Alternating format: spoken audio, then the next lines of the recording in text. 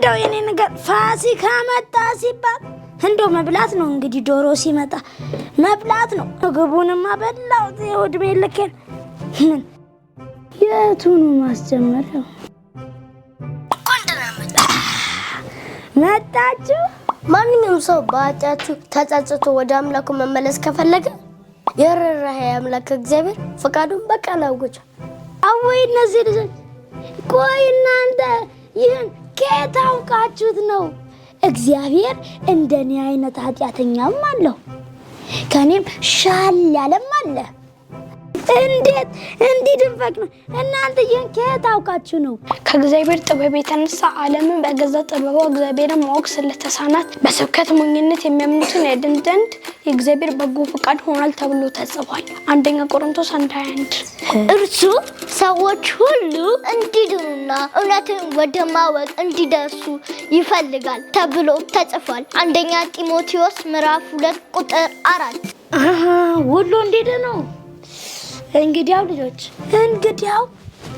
ይኸውላችሁ ልጆች ፍቃዱ ነው ካላችሁኝማ ንገሩኝ እስኪ ምን ላድርግ? እኔ ኃጢአተኛ ሰው ነኝ። መዳን እፈልጋለሁ። እስኪ ንገሩኝ እንግዲያው ምን ላድርግ? ያጸደው ዝሞት ነው ተብሎ ተጽፏል። ሮሜ 6:3 ምን ያጸደው ዝሞት ነው ተብሎ ተጽፏል። ሮሜ 6:3 ደግሞ አለ እንዴ? እና እኔ አልሞት ደሞዝ ሞት ነው ይበለኝ። አሁን እግዚአብሔር ሁሉ እንዲድኑ ተብሎ ተጽፏል ብላችሁ ከርማችሁ ሞት ትሉኛላችሁ። እሺ ይሁን እንጂ ኃጢአተኛ ሰው ከሞት የሚያመልጥበት አንድ መንገድ ብቻ አለ። እሺ ምን? የቱ ነው መንገዱ? የቱ ነው? እሺ እንዲህ ነው የሚባለው እኮ ሙት ይባል እሄዳለሁ። የቱ ነው መንገዱ? የተከበሩት ክርስቶስ ኢየሱስ ኃጢአተኞችን ለማዳን ወደ ዓለም መጣ የሚለው ቃል እውነተኛና ሰው ሁሉ ሊቀበለው የሚገባ ነው። እግዚአብሔር ልጅ የመሆን መብት የሚሰጡትን ስም ይቀበላሉ? እባክዎ ፈቃዱን ይግለጡ። አዎ እቀበላለሁ እንጂ ጥሩ። አንተ ከፍጥረት የቁጣ ልጅ ነው። እጅግ ኃጢአተኛ ነው። እግዚአብሔር ደግሞ ኃጢአተኛውን ሰው ጻድቅ ነው ያለው። እርሱ ጻድቅ ፈራጅ ነው። እውነት ነው። ይልቅም ኃጢአተኛውን መቅጣት ይኖርበታል። አንተም በቀጣ ትሞትብኛለህ፣ አጣሃለሁ። ስለሆነም አንተን ከምቀጣ ብዬ ስለ አንተ ኃጢአት ቅጣት የሚቀበልና የሚቀጣ ምትክ አዘጋጅቼልሃለሁ ይልሃል። በእኔ ጥፋት የሚቀጣ እንዴ? ያለ ጥፋቱ ለምን? እኛ በእርሱ ሆነ እግዚአብሔር ጽድቅ እንድንሆን ኃጢአት የሌለበት እርሱም እግዚአብሔር ስለ እኛ ኃጢአት አደረገ ተብሎም ተጽፏል። ለእኔ ሲል ነው ንጹሑን ኃጢአተኛ ያደረገው። እኔ መሽገባኝ ልጄ፣ እኔ መሽገባኝ። ለጻድቅ የሚሞት ማግኘት እጅጉን ያዳግታል። ኬት መጥቶ የደግ ሰው የሚሞት የሚዘፍ ምናልባት ይገኝ ይሆናል። ነገር ግን ገና ኃጢአተኛው ሳለን ክርስቶስ ለእኛ ሞተ። ይህም እግዚአብሔር ለእኛ ያለውን የራሱን ፍቅር ያሳያል ተብሎ ተጽፏል።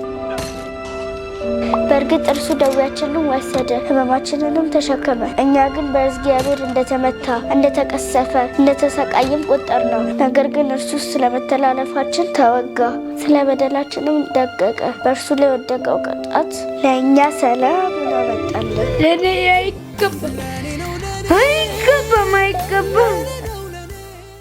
ፍቅር ይሄ ነው። እኛ እግዚአብሔር እንደወደደን ሳይሆን እርሱ እንደወደደን እና ስለ ኃጢአታችን ማስተስሪያ ይሁን ዘንድ ልጁን መላኩ ነው ተብሎ ተጽፏል። አንደኛ ዮሐንስ 4:10 እሺ ቆይ የነገራችኝ ሁሉ እውነት እኮ አወቅኩኝ፣ ተረዳሁ፣ ገምቶኛል።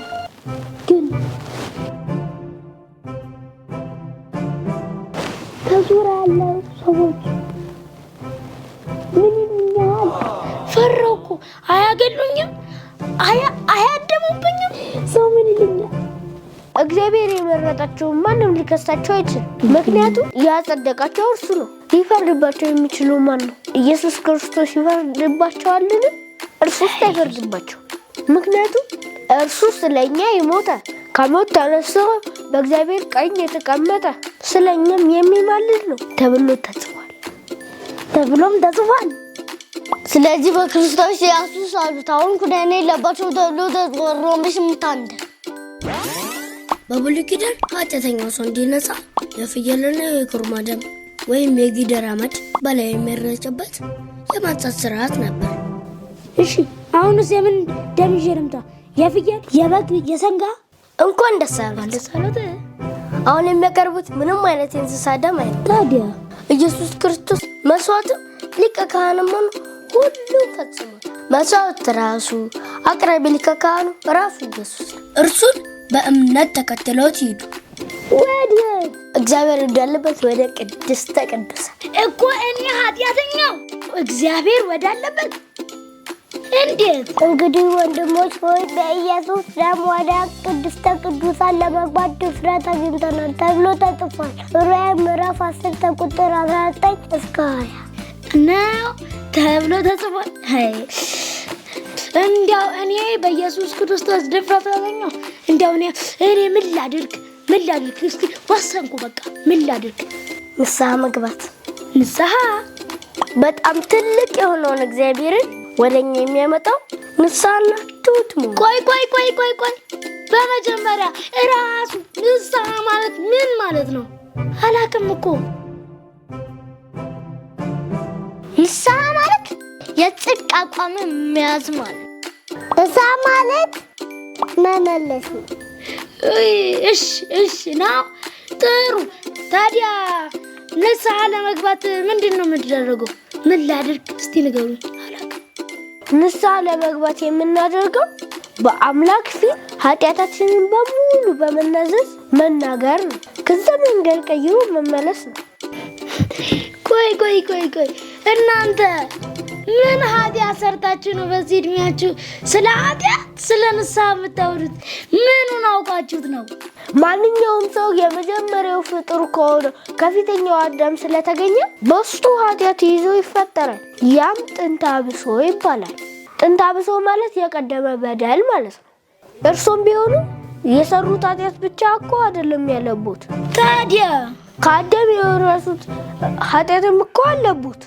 ምን?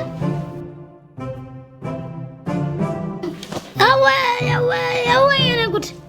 ሌላም አለ ለካ። አወይ የኔ ለካ ሌላም አለኝ እንዴ! አለኝ የኔ ጉድ!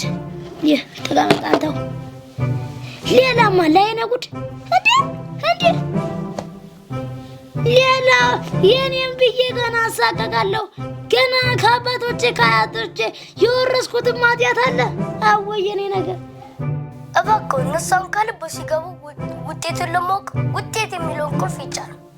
አወይ ንስሐ ከገባ በኋላ እስቲ ውጤቱ ምን እንደሚሆን ልስማ። እንዴ እስቲ እናንተ እንደው ተብሎ ተጽፏል ነው የምትሉኝ? እንደው እስቲ ንገሩኝ። መልካም፣ አሁን የንስሐውን ውጤት ይሰማል። ታዲያ ይሄ የሚሰሙት ውጤት የእርሶ ድርሻ ድካምና ጥረት የሌለበት እግዚአብሔር በፍቅሩ በቸርነቱና በምሕረቱ ብዛት እንደው በጸጋው ያደረገው በመጀመሪያ ለኃጢአቱ ይቅርታ አግኝ። እሰይ!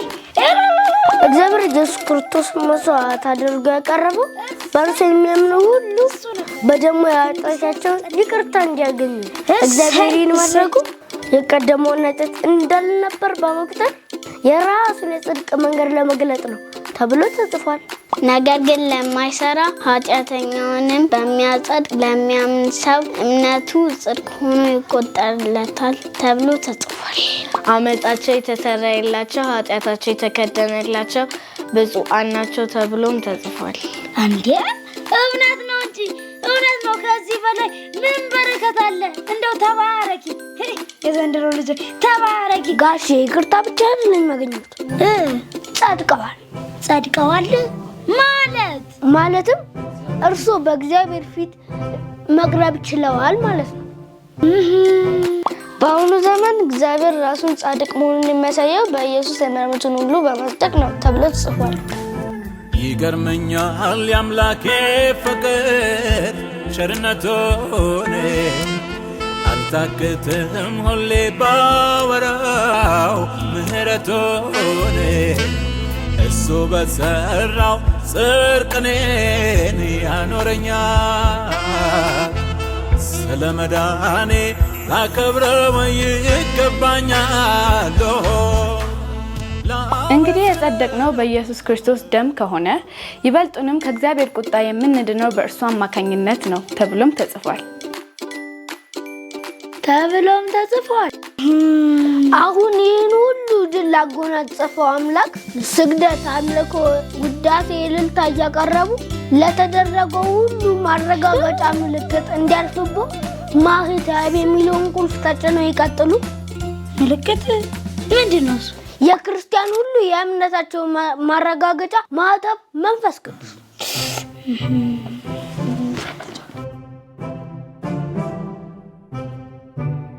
እስቲ ምልክት በእግዚአብሔር መንፈስ የሚኖሩ ሁሉ የእግዚአብሔር ልጆች ናቸውና እንደገና የፍርሃት ባሪያ የሚያደርጋቸው መንፈስ ሳይሆን አባ አባት ብለን የምንጠራበትን የልጅነት መንፈስ ተቀበላቸዋልና ተብሎ ተጽፏል። እሺ ልጆቼ ማስጠንቀቂያ የምን ማስጠንቀቂያ?